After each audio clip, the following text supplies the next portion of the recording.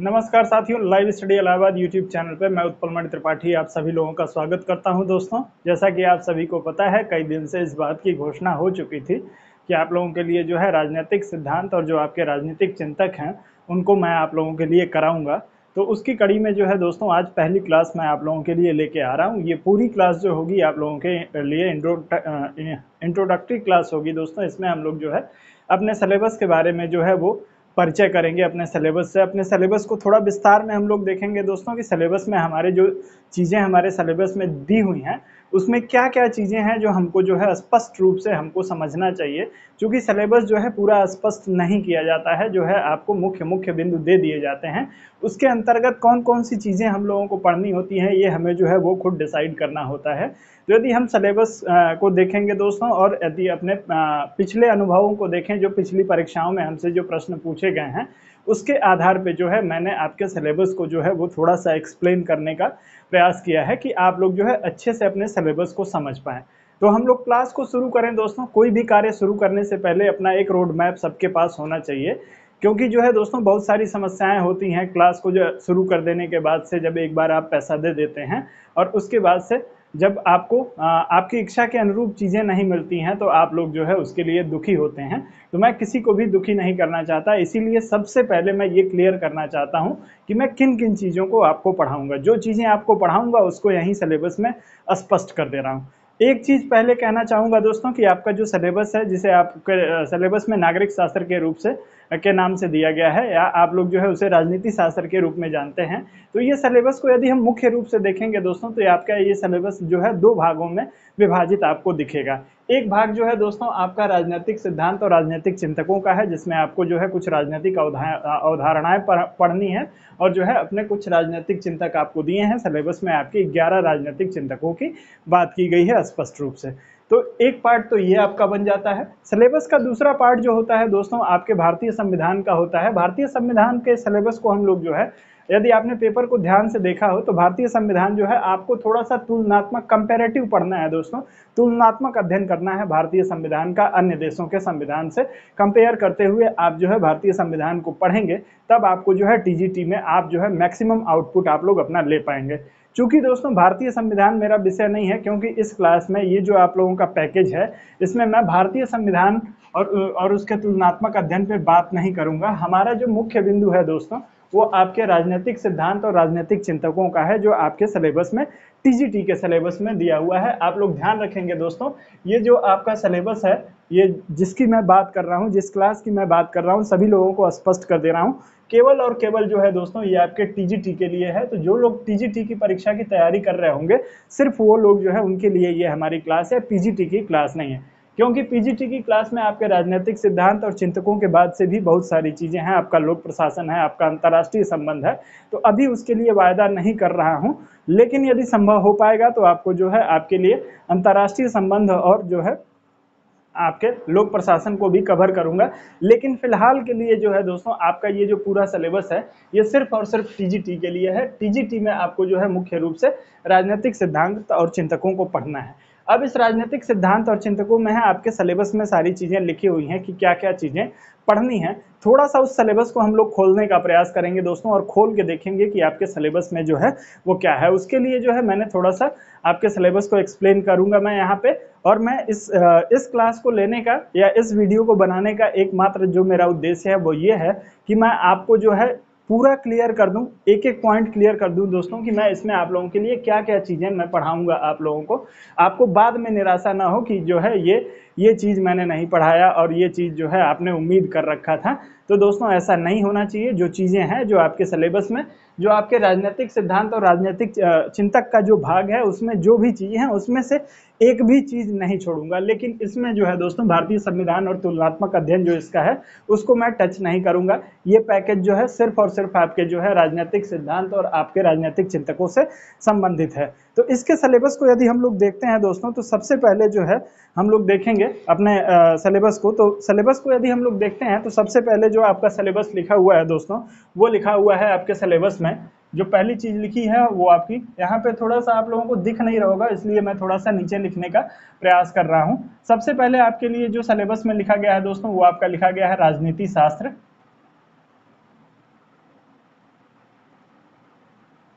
राजनीति शास्त्र। अब इस राजनीति शास्त्र का मतलब क्या है दोस्तों, आप लोगों को इस सिलेबस में ये मतलब तो लिखा हुआ नहीं है, लेकिन आप लोगों को इस राजनीति शास्त्र का मतलब क्या है, इसमें जो है कौन कौन सी चीजें आप लोगों को जाननी है, इसको हम लोग जो है सबसे पहले देख लेते हैं। तो राजनीति शास्त्र में जो है दोस्तों हम लोगों को जो देखना है वो सबसे पहले देखना है कि ये राजनीति शास्त्र क्या है। राजनीति शास्त्र जो है आपका क्या है, तो राजनीति शास्त्र को हम लोग देखेंगे। इसमें जो है दोस्तों क्या कि जब हम लोग बात करते हैं तो इसमें दो तीन चीजें आ जाती हैं आपके, जिसमें जो है दोस्तों जब हम राजनीति शास्त्र की बात करेंगे तो राजनीति के बारे में बेसिकली ये जो है आपका शब्द जो है वो राजनीति, इसके बारे में हम लोगों को देखना है। और इसके बारे में जो है दोस्तों प्रत्येक व्यक्ति की एक आम अवधारणा होती है, जिसको आप लोग आम अवधारणा या आम धारणा कहते हैं। आम धारणा जो है राजनीति के बारे में, प्रत्येक समाज में प्रत्येक व्यक्ति की एक राजनीति के बारे में अपना विचार है, अपनी धारणा है, अपना कॉन्सेप्ट है, उसको हम लोग देखेंगे कि उसका एक समग्र रूप कैसा है, जो समाज में जिस आम धारणा की बात हम लोगों से की जाती है राजनीति की। उसके बाद से जो है दोस्तों कुछ प्राचीन अवधारणाएं हैं, तो हम लोग जो है प्राचीन अवधारणा को देखेंगे, ध्यान रखेंगे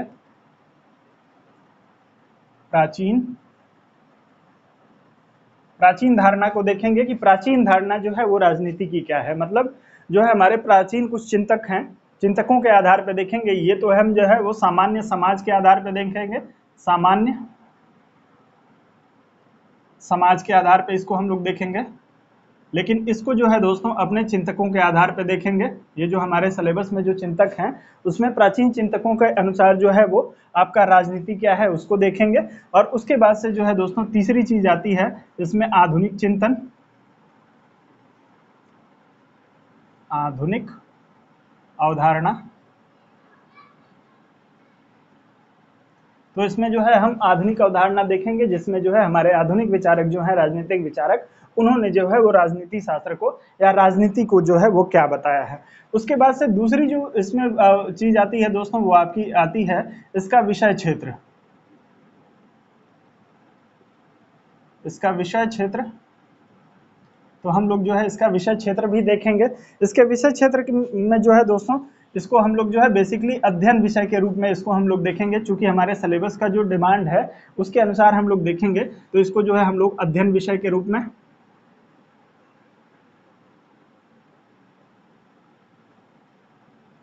अध्ययन विषय के रूप में, अध्ययन विषय के रूप में जो है हम इसके विषय क्षेत्र को देख लेंगे दोस्तों। और उसके बाद बात करेंगे तो राजनीति के जो विभिन्न दृष्टिकोण हैं उनको हम लोग देखेंगे। तीसरा जो हमारा बिंदु इसमें बनता है, आपका सिर्फ एक राजनीति शास्त्र के तीसरे बिंदु की बात कर रहा हूं, इसमें जो है हम लोग जो है राजनीति के विभिन्न दृष्टिकोणों को देखेंगे, विभिन्न दृष्टिकोण की हम लोग बात करेंगे। इसमें कौन कौन से दृष्टिकोण हम लोगों को देखने हैं दोस्तों, इसमें मुख्य रूप से हम लोगों को जो है, यदि आपने अपने पेपर को ध्यान से देखा हो, पहले आपने अपने पेपर का अध्ययन किया हो, 10 साल का आपने पेपर लगाया हो, तो उसमें आपको स्पष्ट हुआ होगा कि जो राजनीति की उदारवादी अवधारणा है, उदारवादी अवधारणा, उसको हम लोग देखेंगे दृष्टिकोण के रूप में। मार्क्सवादी अवधारणा देखेंगे, मार्क्सवादी, ये सिर्फ जो है वो हम लोग यहाँ पे बात कर रहे हैं राजनीति के, अपने सिर्फ राजनीति शब्द की। तो जो हमारी राजनीति है उसका जो है हम लोग उदारवादी अवधारणा, मार्क्सवादी अवधारणा, समाजवादी अवधारणा, समाजवादी अवधारणा जो होगा इसको हम लोग देख लेंगे। और जो है इसका रचनात्मक दृष्टिकोण भी देखेंगे,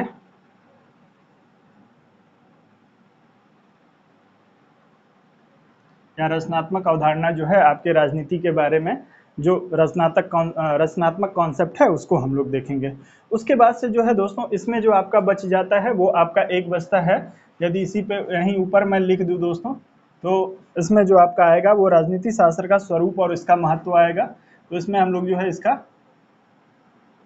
स्वरूप देखेंगे और इसका महत्व देखेंगे कि इसका हमारे लिए जो है वो महत्व क्या है।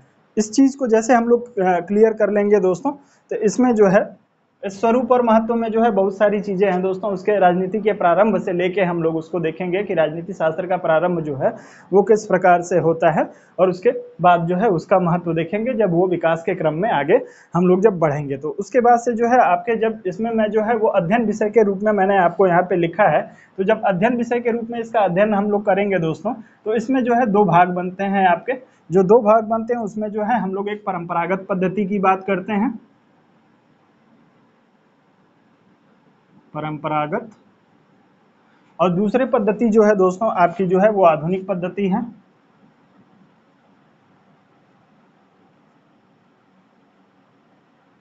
आधुनिक पद्धति। तो ये जो है ये हमारा एक टॉपिक यहाँ से जो आपका राजनीति शास्त्र शब्द जो सिर्फ आपके सिलेबस में लिखा हुआ है, उसमें हम लोगों को जो है इतनी सारी चीज़ों को पढ़ना है। उसके बाद से जो है हमारे लिए कुछ राजनीतिक अवधारणाएं हैं दोस्तों, या राजनीतिक विचारधाराएं हैं। उन राजनीतिक विचारधाराओं के बारे में हम लोगों को जो पढ़ना है, तो उसके लिए एक अलग से हम लोग जो है वो अपना हेडिंग बना लेते हैं, राजनीतिक अवधारणा या राजनीतिक विचारधारा, राजनैतिक विचारधारा। तो इसमें जो है आपके राजनीतिक विचारधारा की जब हम लोग बात करते हैं, तो दोस्तों इसमें कई सारी चीज़ें आपके महत्वपूर्ण हैं। ये आपका जो है आपके सिलेबस का जो है एक महत्वपूर्ण पार्ट है। इसको हम लोग जो है थोड़ा सा डिटेल में देखेंगे, कौन कौन सी चीज़ें जो है आपकी राजनीतिक अवधारणाओं या विचारधारा के अंतर्गत आती है। तो इस राजनीतिक विचारधारा में हम लोग जो है दोस्तों सबसे पहले देखेंगे आपके उदारवाद को, राजनीतिक उदारवाद को हम लोग देखेंगे। उसके बाद से हम लोग रूढ़िवाद को देखेंगे, रूढ़िवाद को देखेंगे। रूढ़िवाद के बाद से जो है आपके मार्क्सवाद, मार्क्सवाद, और आपके जो है वैज्ञानिक समाजवाद, नीचे लिख देता हूं,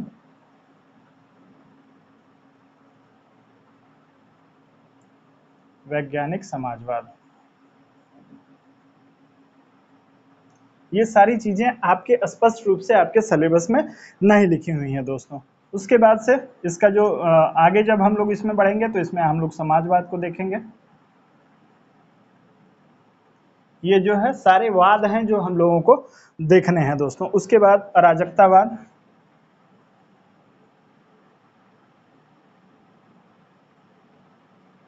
अराजकतावाद, अराजकतावाद के बाद से जो है आपके फांसीवाद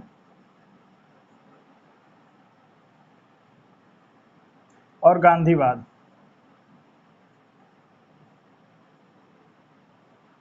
गांधीवाद को देखेंगे। और उसके बाद जो है दोस्तों इसी विचारधारा के अंतर्गत ही जो है हम लोग देख लेंगे एक टॉपिक है जो इसमें जो है आपके अलग से दिया हुआ है, लेकिन उसको जो है वो चूंकि हमको इसको पढ़ना चाहिए नागरिकता को इसमें, लेकिन नागरिकता के साथ जो है हमारी जो राजनीतिक चिंतन है उसको जो है हम लोग इसी में देख लेंगे। तो आपका नागरिकता आ जाएगा,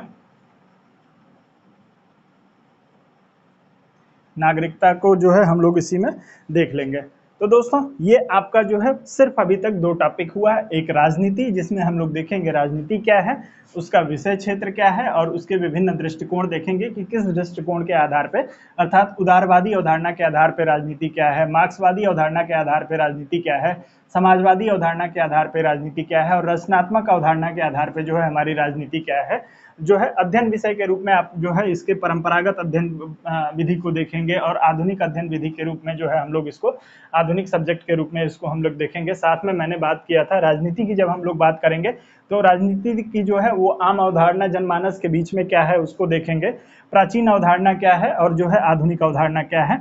विचारधारा की मैंने बात की, तो दोस्तों हम लोग जो है उदारवाद को खूब डिटेल में खूब अच्छे से पढ़ेंगे। उदारवाद क्या है, कैसे इसका जन्म हुआ था, इसमें कौन कौन सी बातें हमारी परीक्षा में पूछी जाती हैं, उन सारी चीज़ों को हाईलाइट करते हुए मैं आपको उदारवाद कराऊंगा, रूढ़िवाद कराऊंगा, मार्क्सवाद, वैज्ञानिक समाजवाद, समाजवाद, अराजकतावाद, फांसीवाद, गांधीवाद और नागरिकता की जो आपकी अवधारणाएं हैं, इन सारी अवधारणाओं को जो है हम लोग इसमें पूरे डिटेल में देखेंगे। उसके बाद से दोस्तों पहले जो है यदि आप लोग जो है चाहें तो आप सभी लोग जो है सिलेबस को अपने नोट डाउन जरूर करिएगा। सिलेबस नोट डाउन कर लेंगे तो आपको भी, यदि आप हमारी क्लास नहीं भी करते हैं दोस्तों, कोई ज़रूरी नहीं है कि सब लोग क्लास करें, सबकी जो है स्थिति ऐसी हो कि सब लोग क्लास ले सकते हैं, या आपका यदि तैयार है फिर भी आप लोग एक बार सिलेबस को देख लीजिएगा।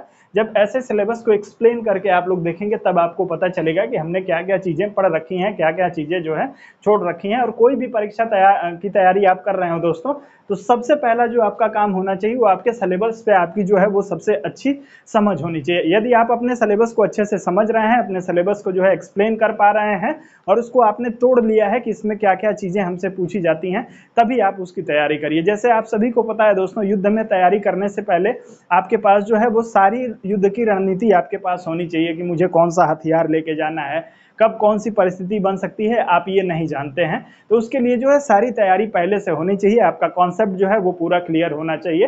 तो इसमें जो है हम लोगों ने 2 टॉपिक को अभी देखा है, आपके जो है वो राजनीति शास्त्र को देखा है और जो है राजनीतिक विचारधाराओं को देखा है, जिन राजनीतिक विचारधाराओं को हम लोगों को पढ़ना है। उसके बाद हम लोग बढ़ते हैं आगे। उसके पहले मैं इसको रिमूव करता हूँ।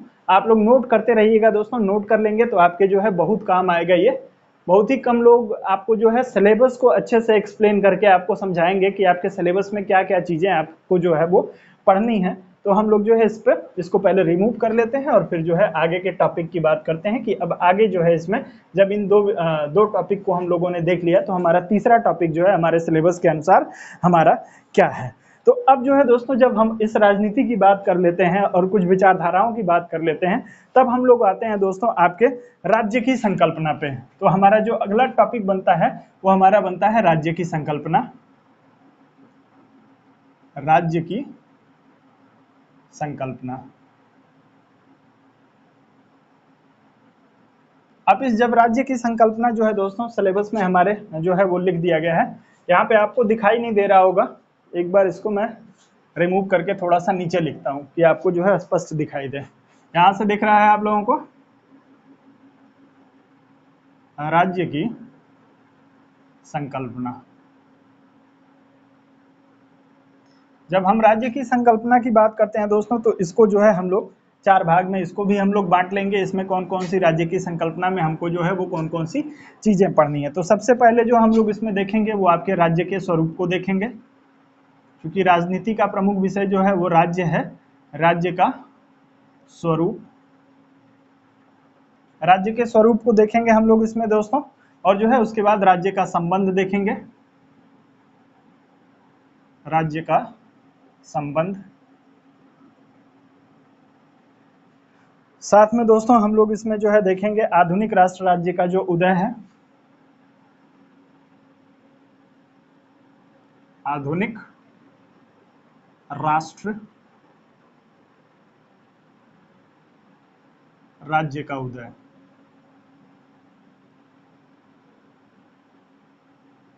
आधुनिक राष्ट्र राज्य का उदय देखेंगे, और इसी में जो है राष्ट्रवाद वो अंतरराष्ट्रीयवाद आपको दिया हुआ है, दोनों को थोड़ा सा कंपेयर करेंगे। तो इसी में हम लोग इसको भी देख लेंगे। तो यहीं जो है इसके नीचे मैं आपको लिख दे रहा हूं, आप लोग इसको ध्यान रखिएगा। राष्ट्रवाद, राष्ट्रवाद वर्सेज आप कर लीजिए, या राष्ट्रवाद वो कर लीजिए, वर्सेज करना ज्यादा ठीक नहीं रहेगा। वो जो हो जाएगा आपको जो है अंतरराष्ट्रीयवाद, इसको अंतरराष्ट्रवाद लिखा जाता है, अंतरराष्ट्रवाद। तो इसको जो है हम लोग जो है राज्य की संकल्पना में इन चीजों को हम देखेंगे। सिलेबस को जब पूरा आप लोग देखेंगे दोस्तों, तभी जो है सिलेबस चूंकि आपका काफी बिखरा हुआ है, तो आपको जो है सारी चीजें जो होंगी क्लियर हो जाएंगी। तो राज्य की संकल्पना को हम लोग देख लेंगे दोस्तों। तो आप सभी को पता है कि राज्य का जब स्वरूप देखेंगे तो आप सभी को पता है कि राज्य के लिए जो है वो 4 चीजें सबसे ज्यादा महत्वपूर्ण होती हैं। तो दोस्तों सबसे महत्वपूर्ण जो आपके राज्य के 4 तत्व बताए गए हैं, राजनीतिक सिद्धांत को आपने पढ़ा है, आपने जो है वो यदि प्रश्न पत्र को सॉल्व किया है तो उसमें भी आपसे पूछा हुआ है राज्य के महत्वपूर्ण अंगों के बारे में। तो सबसे पहले जो है दोस्तों आपके राज्य में जो है आपकी जनसंख्या आती है, भूभाग आता है, आपकी सरकार आती है, और सबसे महत्वपूर्ण जिसको माना जाता है राज्य का सबसे महत्वपूर्ण अंग, वो आपका है संप्रभुता। चलिए, तो इसमें से जो है दोस्तों भूभाग और जनसंख्या को तो हम लोग देख लेंगे, और जो है संप्रभुता को देखेंगे, सरकार को देखेंगे। ये सारी चीजें जो है हम राज्य की संकल्पना के अंतर्गत ही देखेंगे, जो हमारे इस राजनीतिक सिद्धांत से संबंधित जितना हमारे सिलेबस के लिए, हमारी परीक्षा के लिए आवश्यक है। तो जब इसको हम लोग देखते हैं दोस्तों, तो जब राज्य की संकल्पना को हम लोग कंप्लीट कर लेंगे, तो चूंकि राज्य का सबसे महत्वपूर्ण अंग जो है वो संप्रभुता को माना गया है, तो हम लोग जो है यहाँ से अपने सिलेबस में देखेंगे संप्रभुता की अवधारणा को।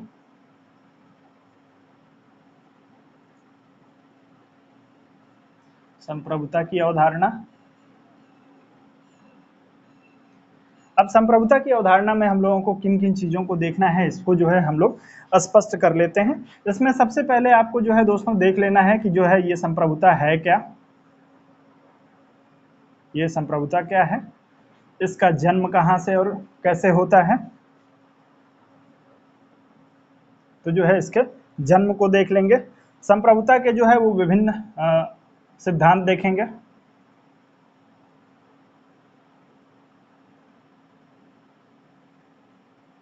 विभिन्न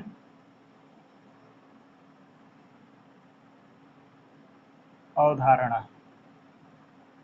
इसकी जो है विभिन्न अवधारणाओं को हम लोग देखेंगे, जिसमें आप लोगों ने जो है वो लोकप्रिय संप्रभुता पढ़ा होगा, बहुलवादी संप्रभुता पढ़ा होगा, और आप लोगों ने जो है वो ऑस्टिन के संप्रभुता का सिद्धांत जो है आप लोगों ने पढ़ा होगा। तो उन सभी अवधारणाओं को जो है हम लोग इसी में देख लेंगे, आपके संप्रभुता की अवधारणा के अंतर्गत ही। उसके बाद से जो है दोस्तों हम लोग देखेंगे, पहले इसको जो है फिर से हमको रिमूव करना पड़ेगा। तो आपका ये यहाँ पे जो है राज्य की संकल्पना के अंतर्गत इतनी सारी चीजों को आपको पढ़ना है। संप्रभुता के अंतर्गत जो है वो आपको संप्रभुता की जो अवधारणा है, इसके जन्म से लेके क्या है संप्रभुता, किसे संप्रभुता कहा जाता है, और इसके लिए जो है वो प्रमुख अवधारणाएं जो आपकी दी हुई हैं, उन सारी अवधारणाओं को जो है क्लियर करेंगे। जो भी अवधारणा आपके परीक्षा में आज तक पूछी गई हैं, उन सभी अवधारणाओं को, संप्रभुता की एक भी अवधारणा, सिंगल कोई अवधारणा छोड़ूंगा नहीं, सभी अवधारणाओं को यहाँ पे मैं आप लोगों के लिए क्लियर करूंगा। तो दोस्तों इसको भी रिमूव कर लेते हैं।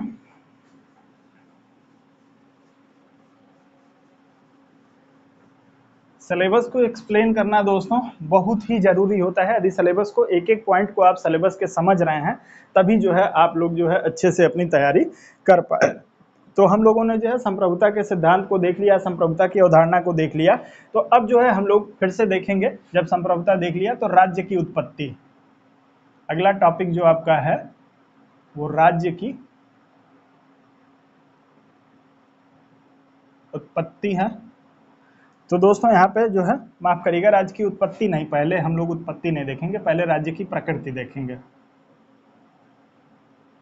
राज्य की प्रकृति देखेंगे कि राज्य की प्रकृति कैसी है। तो राज्य की प्रकृति में जो है दोस्तों किन किन चीजों को हम लोगों को देखना है, आप लोग एक एक चीज को नोट कर लीजिएगा, तभी आपके लिए जो होगा ये फायदेमंद होगा। तो राज्य की प्रकृति जो है दोस्तों, आप सभी लोगों ने जो है राज्य की जैविक अवधारणा पढ़ी होगी, जैविक, या आप लोग जो है इसको कह सकते हैं आपके आंगिक राज्य, आंगिक, जिसमें जो है राज्य को अंगों के समान समझा जाता है। इस जो है जैविक अवधारणा को राज्य के हम लोग पढ़ेंगे। राज्य का पूर्ण सत्तावादी अवधारणा पढ़ेंगे हम लोग जो है दोस्तों, राज्य की पूर्ण सत्ता वादी अवधारणा को हम लोग देखेंगे। विधिक राज्य को हम लोग देखेंगे दोस्तों,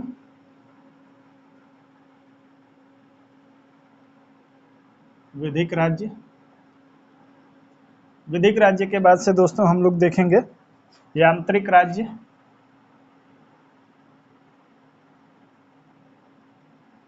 यांत्रिक राज्य जो है वो, चूंकि प्रकृति के अंतर्गत देख रहे हैं तो राज्य की सभी प्रकृतियों को हम लोगों को देखना पड़ेगा। उसके बाद से उदारवादी और व्यक्तिवादी अवधारणा राज्य की देखेंगे, उदारवादी व व्यक्तिवादी।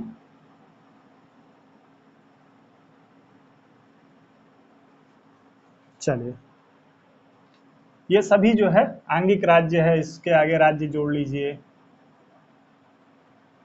इसके आगे भी राज्य जोड़ लीजिए। कौन सा राज्य है, राज्य की पूर्ण जो है वो आपका पूर्ण सत्तावादी राज्य है, विधिक राज्य है, यांत्रिक राज्य है, उदारवादी और जो है व्यक्तिवादी राज्य देखेंगे। राज्य देख लेंगे तो राज्य लिखा रहेगा तो आप लोग जो है स्पष्ट रूप से इसको समझ पाएंगे। उसके बाद से जो है सामाजिक और लोकतांत्रिक राज्य देखेंगे। सामाजिक व लोकतांत्रिक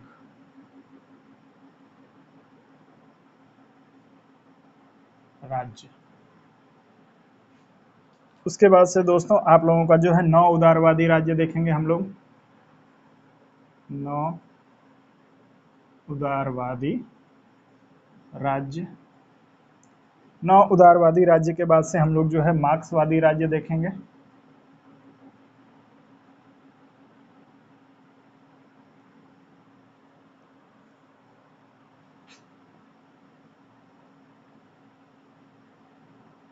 मार्क्सवादी राज्य। उसके बाद से हम लोग जो है समुदायवादी राज्य देखेंगे।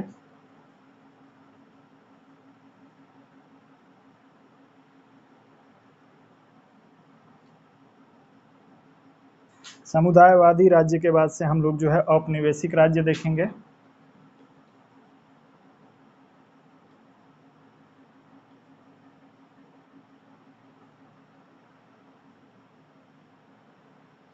औपनिवेशिक राज्य को देखेंगे और अंत में जो है हम लोग गांधीवादी राज्य देखेंगे। तो इतनी सारी राज्य की जो प्रकृतियां हैं उन प्रकृतियों को जो है हम लोग इसमें देखेंगे। आप लोग जो है एक एक को स्पष्ट कर लीजिए। जैविक या आंगिक राज्य क्या होता है ये हम लोगों को देख लेना है। जो है राज्य की पूर्ण सत्तावादी अवधारणा क्या है, या आपका जो है राज्य की विधिक राज्य किसे कहा जाता है, यांत्रिक राज्य किसे कहा जाता है, किसने इसकी बात की, किसने इसका समर्थन किया, वो सारी चीजें इसी में आएंगी। अब एक एक चीज को पूरा एक्सप्लेन करके लिखूंगा तो बहुत ज्यादा लिखना पड़ेगा, तो आप लोग समझ रहे होंगे। उदारवादी और व्यक्तिवादी राज्य क्या है, उदारवादी राज्य का समर्थक कौन है, व्यक्तिवादी राज्य का समर्थक कौन है, इसका जन्म कैसे हुआ, इसमें जो है वो किन बातों पे जो है इस पे फोकस किया गया है। समाजवादी और लोकतांत्रिक राज्य हम लोग देखेंगे। 9 उदारवादी राज्य, मार्क्सवादी राज्य, समुदायवादी, औपनिवेशिक राज्य और जो है गांधीवादी राज्य की प्रकृतियों को हम लोग देखेंगे। चूंकि इतने सारे राज्य की जो है वो आपके राज्य की प्रकृतियों को आप लोगों को पढ़ना है, तो एक एक चीज को आपको जो है वो क्लियर होना चाहिए। अब इसके बाद से जब हम लोग राज्य की प्रकृति को देख लेंगे दोस्तों, तो आपके जो है राज्य की उत्पत्ति का सिद्धांत हम लोग देखेंगे। राज्य की उत्पत्ति की हम लोग बात करेंगे। चलिए इसको भी यहीं पे कर लेते हैं। राज्य की उत्पत्ति। तो आपको देखना है दोस्तों, आपके सिलेबस में जो है वो राज्य की उत्पत्ति के भी जो है वो सिद्धांत आप लोगों को जो बार बार पूछे जाते हैं, या जो जिसको राज्य की उत्पत्ति का सिद्धांत कहा जाता है, उसमें जो प्रमुख अवधारणाएं हैं राज्य की उत्पत्ति की, उन सभी को हम लोग देखेंगे। जिसमें जो है सबसे पहले हम लोग देखेंगे दैवीय उत्पत्ति। दैवीय उत्पत्ति। दैवीय उत्पत्ति के बाद से हम लोग जो है वो आपका शक्ति अवधारणा राज्य की, शक्ति द्वारा उत्पन्न राज्य हम लोग देखेंगे। उसके बाद से जो है राज्य का जो सामाजिक समझौते का सिद्धांत है वो देखेंगे। सामाजिक समझौता। सामाजिक समझौता। राज्य का जो सामाजिक समझौता है दोस्तों, इसमें 3 तरीके से हम लोग जो है सामाजिक समझौते को पढ़ना पड़ता है। आपके हॉब्स के अनुसार, लॉक के अनुसार और आपके रूसो के। ये 3 आधारों पे जो है हम लोग जो है सामाजिक समझौते को देखेंगे। चूंकि हॉब्स, लॉक और रूसो तीनों लोगों ने जो है सामाजिक समझौते का जो है वो समर्थन किया है। आप लोगों ने देखा होगा सिलेबस में, आपने यदि पढ़ा होगा तो आपको ये मिला होगा, या प्रश्न में आपने प्रश्न आपसे पूछा जाता है कि सामाजिक समझौते सिद्धांत का समर्थन किसने किया था, तो इन तीनों लोगों ने किया है। तो सामाजिक समझौते में इन तीनों लोगों ने अपनी क्या क्या बातें रखी हैं उसको हम लोग देख लेंगे। उसके बाद से जो है दोस्तों आपको कुछ महत्वपूर्ण अवधारणाएं जो हैं आपको उसमें हम लोगों को देखना है। चलिए अभी इसमें जो है, अभी हम लोगों ने सामाजिक समझौते तक ही देखा है। तो राज्य का जो है ऐतिहासिक सिद्धांत देखेंगे। ऐतिहासिक सिद्धांत देख लेंगे इसमें। उसके बाद से दो है दोस्तों आपके मार्क्सवादी, मार्क्सवादी राज्य। की उत्पत्ति का सिद्धांत देखेंगे हम लोग। उसके बाद से जो है अब जो है कुछ अवधारणाएं आपको जो दी हुई हैं उसको भी यहीं पे मैं लिख लेता हूं, ज़्यादा रिमूव नहीं करना पड़ेगा। जो कुछ अवधारणाएं आपको दी हुई हैं दोस्तों, उसमें जो है आप लोगों को देखना है शक्ति की अवधारणा, शक्ति की अवधारणा, शक्ति की अवधारणा आपको दिया हुआ है। सिर्फ जो है वो एक एक शब्द लिख रहा हूँ, अवधारणा आप लोग जो है, चलिए शक्ति को हम लोगों को देखना है। शक्ति के बाद से हम लोगों को जो है कानून को देखना है। ये विभिन्न लोगों के अनुसार जो है वो कानून क्या है। उसके बाद से हम लोगों को जो है अपने अधिकार को देखना है। अधिकार में जो है दोस्तों 3 चीजें आती हैं, आप लोगों ने पढ़ा भी होगा तो आप लोगों ने जो है देखा होगा। अधिकार के अंतर्गत जो है वो नागरिक अधिकार आपका है, नागरिक अधिकार। उसके बाद से जो है आपका मानव अधिकार,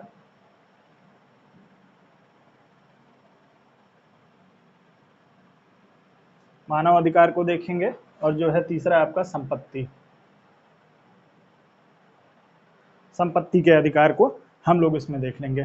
इसके बाद से जो है दोस्तों जब अधिकार हमारा खत्म होगा उसके बाद से हम लोग जो है स्वतंत्रता देखेंगे। स्वतंत्रता क्या है, विभिन्न लोगों के अनुसार स्वतंत्रता को हम लोग देखेंगे। उसके बाद से हम लोग जो है समानता की अवधारणा को देखेंगे। स्वतंत्रता और समानता को देख लेंगे, तब हम लोग जो है न्याय को देखेंगे, न्याय की अवधारणा को। उसके बाद से जो है सामान्य हित को हम लोग देखेंगे, सामान्य हित की अवधारणा को हम लोग देखेंगे। और इसी में जो है दोस्तों कुछ और चीजों को देख लेंगे, जिसमें लोकतंत्र और अधिनायक तंत्र आपका है, लोकतंत्र और अधिनायक तंत्र।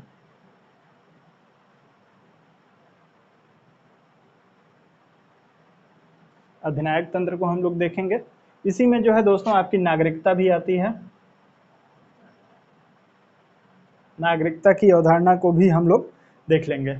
तो अब ये दोस्तों राज्य की प्रकृति, राज्य की उत्पत्ति और जो है जो आपको जो है कुछ सिद्धांत जो आपके में दिए हुए हैं, उसमें आपको जो है शक्ति का सिद्धांत, कानून का सिद्धांत, अधिकार, स्वतंत्रता, समानता, न्याय, सामान्य हित, नागरिकता जो है आपके अधिकार में ही आ जाएगा, लोकतंत्र दिया हुआ है और नागरिकता दिया है। तो इसको हम लोग देख लेंगे। ये इतनी सारी चीजें अभी तक हम लोगों ने इसमें क्लियर की हैं। अब इसके बाद से जो है दोस्तों हम लोगों के पास बचते हैं हमारे 11 जो दार्शनिक हैं। तो उन 11 दार्शनिकों को भी देख लेते हैं दोस्तों कि कौन कौन से दार्शनिक हैं। तो इसको जो है एक एक चीज को यदि आपने नोट कर लिया होगा तो आप लोग जो है अपने सिलेबस से जरूर एक बार मिला लीजिएगा। उसके बाद यदि आपको लग रहा होगा कि कोई चीज छूटी हुई है तो आप लोग जो है मुझे कमेंट बॉक्स में कमेंट करके बता देंगे, उसको भी मैं जो है उसमें ऐड कर दूंगा। तो जो आप लोगों को सिलेबस उपलब्ध कराऊंगा, अपने कोर्स का जो सिलेबस उपलब्ध कराऊंगा उसमें उसको भी मेंशन कर दूंगा। यदि आपको कोई चीज़ या कोई पॉइंट जो है वो लगता है कि मेरे इतना प्रयास करने के बाद यदि कुछ छूटा हुआ है, भूलवश जो है वो किसी से भी हो सकता है, तो यदि भूलवश कुछ छूटा हुआ है तो आप लोग मुझे उसको जो है एक बार बता देंगे। मैं उसको जो है आप लोगों के बताने के बाद से आपके सिलेबस में ऐड करके, अपडेट करके और आप लोगों को जो है वो भेज दूंगा, सभी लोगों के लिए उपलब्ध करा दूंगा। तो दोस्तों अब इसके बाद से जो हमारे पास बचे हैं, इन सारी अवधारणाओं, इन सारे विचारों को देखने के बाद से अब हमारे पास जो है हमारे राजनीतिक चिंतकों को हमको देखना है। तो किन किन राजनीतिक चिंतकों को हम देखना है दोस्तों? इन जितनी सारी अवधारणाओं को, जितने सारी विचारों को हम लोग देखा है, हम लोगों ने इसमें सिलेबस में किया है, इसको पहले एक बार पढ़ने के बाद ही दोस्तों हम लोग जो है अपने राजनीतिक चिंतकों पे चलेंगे। और जब राजनीतिक चिंतकों पे चलेंगे तो इन सारी चीज़ों को जो है एक बार फिर से वहाँ पे हम लोगों को देखने को ये सारी चीज़ें मिलेंगी, क्योंकि राज्य की उत्पत्ति या राज्य का जो सामाजिक समझौता है, या जो आपके नागरिकता की अवधारणा है, या आप लोगों के जो कानून की अवधारणा है, जो शक्ति की अवधारणा है, उन सारी चीज़ों पे इन लोगों ने बात की है। तो इनके साथ जब हम इनको पढ़ेंगे तब भी वहाँ पे इसको रिपीट करेंगे। तो ये सारी चीज़ें जो होंगी वो कई बार रिपीट होंगी आपके सिलेबस में, तो आपको तैयारी में जो है आपके लिए काफ़ी लाभदायक हो जाएगा। चलिए, तो हम लोगों को देख लेना है कि हमारे सिलेबस में जो है हमारे चिंतक कौन कौन से हैं। इन चिंतकों की जब हम लोग बात करेंगे दोस्तों, तो हम लोग शुरू करेंगे आपके प्लेटो से। प्लेटो से शुरू करेंगे दोस्तों। प्लेटो आपके हो जाएंगे, अरस्तु आपके हो जाएंगे,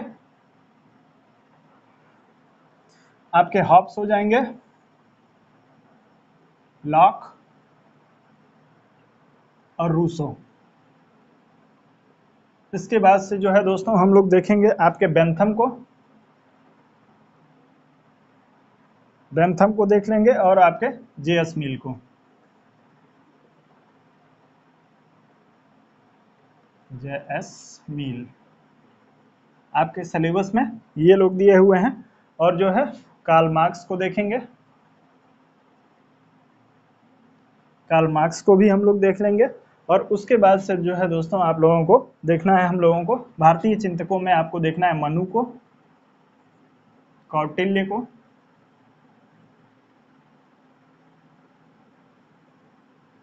और जो है आपके गांधी जी को।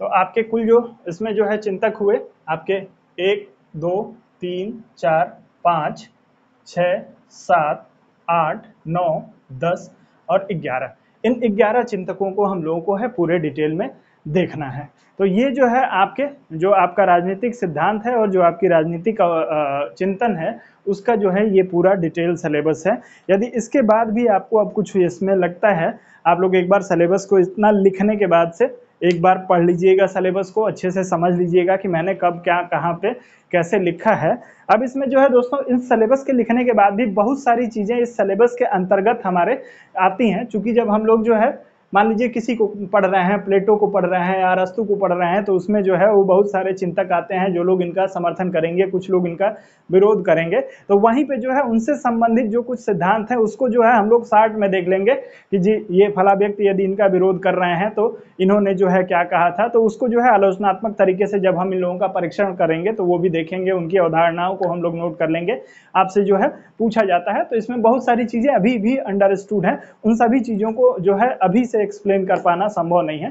तो ये सारी चीज़ें हम लोग इस तरीके से देखेंगे। अब आप सभी लोगों से मेरा निवेदन बस यही है दोस्तों कि आप सभी लोग इसको नोट डाउन यदि कर लिए हैं तो आप लोग अपने सिलेबस से, यदि आपने सिलेबस को प्रिंट आउट करा के रखा है, यदि प्रिंट आउट करा के नहीं रखा है तो आप लोग जो है ऑनलाइन जाइए, गूगल पे सर्च करिए, कई सारी वेबसाइट हैं दोस्तों जो आपको सिलेबस उपलब्ध करा रही हैं। उस सिलेबस को देखिए, यदि आपने कोई किताब खरीदी होगी तो उसमें जो है आपको सिलेबस दिया हुआ होगा, उस सिलेबस के अनुसार इसको मिला लीजिए। और यदि आपको कुछ भी ऐसा लगता है कि जो हमारे सिलेबस में इसमें होना चाहिए उसको आप लोग जो है मुझे कमेंट बॉक्स में कमेंट करके बताएंगे, उसको मैं आपके सिलेबस में अपडेट कर दूंगा।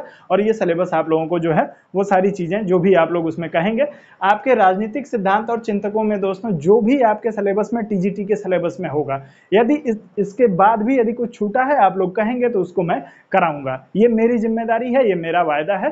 तो इसी कमिटमेंट के साथ जो है मैं उम्मीद करता हूं कि आप लोगों को जो है सिलेबस जो है वो समझ में भी आया होगा और आप लोग जो है इस सिलेबस को ध्यान से एक बार देखेंगे भी, मिलाएंगे भी। यदि इसमें कुछ छोटा होगा तो मुझे भी आप लोग बताएंगे और इसी सिलेबस को जो है जिस क्रम में मैंने आप लोगों को बताया है उसी क्रम में मैं लेके नियमित रूप से आप लोगों के लिए चलूंगा।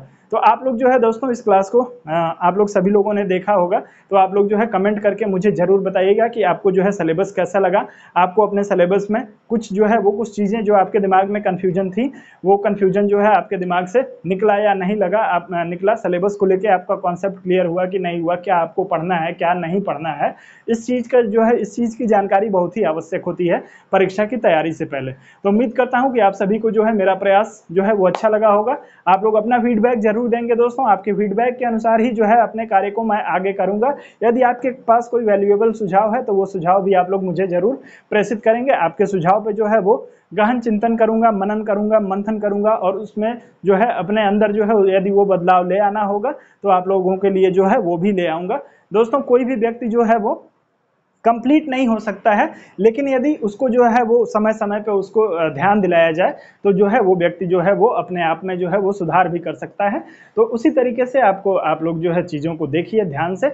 आपको यदि कहीं कोई कमी लगती है तो आप दिल खोल के आप हमसे कह सकते हैं। तो चलिए इसी उम्मीद के साथ कि आप लोग जो है अपना सुझाव मुझे जरूर भेजेंगे, मैं आपको जो है इस वीडियो के साथ छोड़ रहा हूं। अब जो है हम लोग अनुमति लेंगे, आपसे विदा लूंगा और इसके बाद से अब हम लोग जब अगली क्लास में मिलेंगे, कल की क्लास में जब हम लोग मिलेंगे तो हम लोग जो है अपने एक एक चीज़ को देखना शुरू करेंगे। सबसे पहले हम लोग राजनीति को देखेंगे, राजनीति क्या है, राजनीति की सामान्य अवधारणा क्या है, राजनीति के जो प्राचीन चिंतकों की राजनीति के बारे में जो विचार है उनको हम लोग देखेंगे, आधुनिक विचारकों को हम लोग देखेंगे और इसी क्रम में जो सिलेबस मैंने आपको बताया है मैं लेके आगे बढ़ूंगा। तो फिलहाल के लिए आप लोग सभी लोगों से जो है दोस्तों खुशी खुशी विदा लेना चाहता हूँ। आप सभी लोग भी जो है खूब मौज करिए, एंजॉय करिए, खूब मजे से पढ़िए दोस्तों, बिल्कुल भी प्रेशर लेने की जरूरत नहीं है। आपके पास पर्याप्त समय है परीक्षा के लिए, और आप जो है यदि थोड़ा सा सिंसियर होकर स्मार्ट स्टडी करते हैं, एक जो है वो रोड मैप बना के और अपनी तैयारी को कर रहे हैं दोस्तों, तो आपको कहीं भी कोई समस्या नहीं होगी।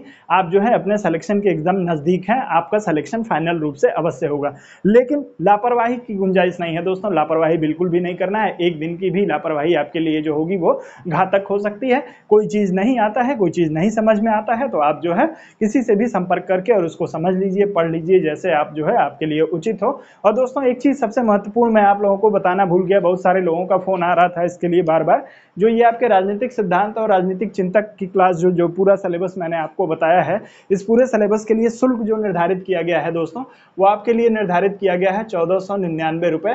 तो आप लोग ध्यान रखेंगे, मात्र 1499 रुपए का भुगतान कर सकते हैं आप लोग। भुगतान करने के लिए जो है दोस्तों, अभी आप लोग जो है एक दो दिन आप लोग जो है 2-3 आपको क्लास मिलेगी, आप लोग डेमो क्लास ले लीजिए, उसके बाद से ही आप लोग पेमेंट करिएगा। लेकिन आपको चूंकि प्रोसेस है तो उसके अंतर्गत बता देता हूँ, 1499 रुपए का जो आपको भुगतान करना है वो आपको जो है 700-770-1847 इस नंबर पे आप जो है कर सकते हैं। या आप जो है हमारे लाइव स्टडी इलाहाबाद का जो आपका एप्लीकेशन है दोस्तों, उस एप्लीकेशन के माध्यम से जी जाके आप लोग जो है एप्लीकेशन से भी कोर्स को सीधे परचेज कर सकते हैं। प्रत्येक दिन की क्लास जो है आपको अपलोड कर दी जाएगी, और अपलोड करने के बाद से दोस्तों एक चीज और आपको क्लियर कर दूं कि जो आपकी 6 दिन जो है आपकी क्लास जो चलेगी वो 5 दिन चलेगी। 5 दिन, हफ्ते में 5 दिन आपकी क्लास चलेगी। एक दिन जो होगा दोस्तों, इस 5 दिन में जो कुछ भी आप लोग पढ़े रहेंगे उसमें जो है आपके उसका टेस्ट होगा। एक दिन जो है आपका टेस्ट हो जाएगा, और जो एक दिन आपका बचता है दोस्तों, आपके छठे दिन आपका टेस्ट हो जाएगा, और 7वां दिन जो आपका बचता है, इस पांचों टॉपिक में पांचों दिन में जो जो चीजें आप लोगों ने पढ़ी होंगी दोस्तों, उसको आप लोग मुझे बताएंगे, और उस पे जो है आप लोगों का एक लाइव क्लास लूंगा जिसमें आपके सारे डाउट्स को जो है वो क्लियर करूंगा। तो ये आपके डाउट क्लियर करने वाली एक क्लास जो होगी वो मैं इसको अलग से 7वें दिन लूंगा। तो 5 दिन हम लोग इसको करेंगे, एक दिन हम लोग टेस्ट करेंगे, सारी चीजों को हम लोग ध्यान से करेंगे दोस्तों। और ध्यान रखिएगा, इस जो है 1499 रुपए में जो 2 चीजें आपको मिल रही हैं, आपको जो है हफ्ते में एक टेस्ट जो है आपको वीकली टेस्ट एक मिलेगा, और जैसे ही हम लोग सिलेबस को कंप्लीट कर लेंगे, हफ्ते में एक टेस्ट का मतलब ये हो गया दोस्तों कि पहले हफ्ते में आपने जिन टॉपिक को पढ़ा उसका टेस्ट पहले हफ्ते में आप लोग देंगे। दूसरे हफ्ते में जब आप लोग आएंगे दोस्तों, तो पहले हफ्ते का प्लस दूसरे हफ्ते का, दोनों हफ्ते का मिला के जो होगा आपका टेस्ट होगा। तीसरे हफ्ते में जैसे आप लोग प्रवेश करेंगे, पहला, दूसरा और तीसरे हफ्ते में अभी तक जितना आपने सिलेबस को कवर किया है उन सबका आप लोग टेस्ट करेंगे। इसी क्रम में हम लोग आगे बढ़ते जाएंगे, और जैसे ही हमारा सिलेबस कंप्लीट हो जाएगा, सिलेबस कंप्लीट होने के बाद से जो है हम लोग 3 जो है वो फुल टेस्ट आप लोगों के लिए मैं उपलब्ध कराऊंगा। फुल टेस्ट पेपर जो है आप लोगों के लिए जो है 3 टेस्ट पेपर आप लोगों के जो है राजनीतिक सिद्धांत और उसकी अवधारणाओं का जो होगा वो मैं आप लोगों के लिए कराऊंगा। तो ये सारी सुविधाएं आपको इसमें मिलेंगी, तो आप लोग जो है इसको देख लीजिए, समझ लीजिए, और उसके बाद से जो है हम लोग अब मिलते हैं अगली क्लास में। तब तक के लिए आप लोग जो है मुझे अनुमति दे दीजिए। मिलता हूँ फिर आप सभी से। आप लोग जो है मजे से एंजॉय करिए, अपनी तैयारी को खूब जो है वो ढंग से करिए दोस्तों। मेरी शुभकामनाएं आप सभी के साथ में है। चलिए, तो हम लोग मिलते हैं दोस्तों अगली क्लास में। तब तक के लिए आप सभी लोगों से विदा लेना चाहूंगा। जय हिंद।